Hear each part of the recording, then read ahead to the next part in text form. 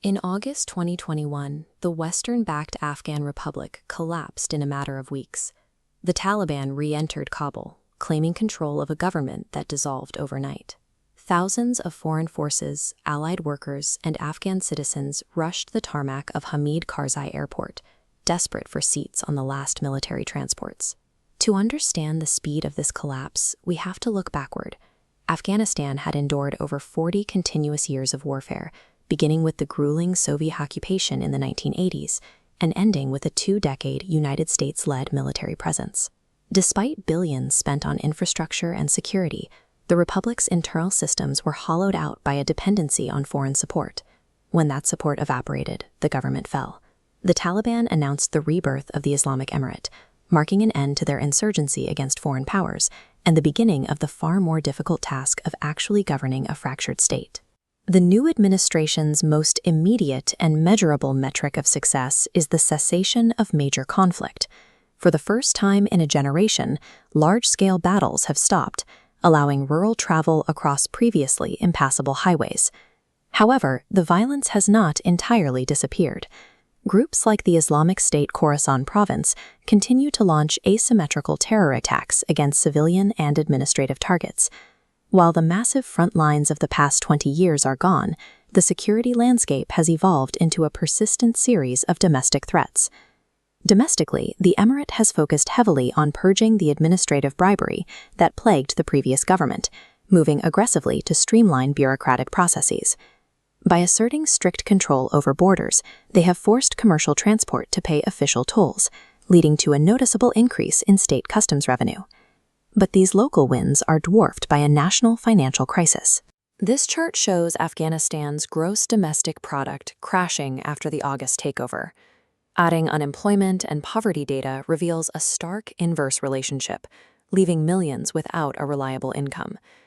Improved toll collection at the border cannot offset the reality of a national economy cut off from the global financial system. The Emirate's primary mandate is the implementation of their interpretation of Islamic law. The justice system has been restructured entirely around Sharia courts.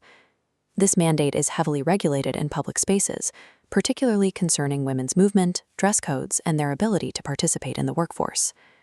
The administration has also instituted systemic bans on female education, explicitly barring girls from attending most secondary schools and universities. These policies face pushback from within the country. Afghan women have organized public demonstrations, demanding the reinstatement of their educational and economic rights. In response to both internal dissent and external scrutiny, the regime has heavily restricted independent media.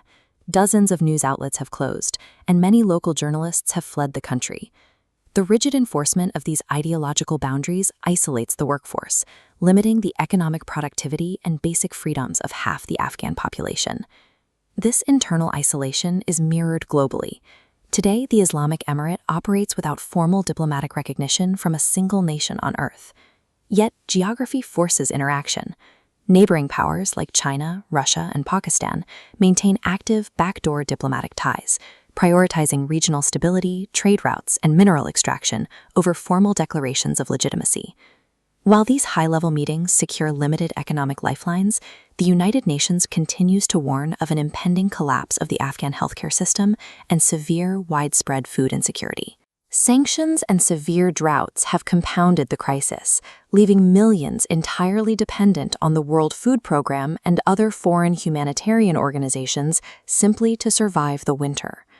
The administration holds complete territorial control, yet its domestic policies prevent the international integration necessary to secure long-term food and financial stability for its citizens. For the Emirate and its core supporters, the current state of Afghanistan is a hard-won victory. They point to the expulsion of foreign militaries, the eradication of systemic bribery, and the establishment of a unified security apparatus. Critics point to the heavy cost of that security, severe restrictions on education, the dismantling of a free press, and an economy running on fumes. Decades of foreign intervention have ended, leaving the Emirate entirely responsible for what happens next.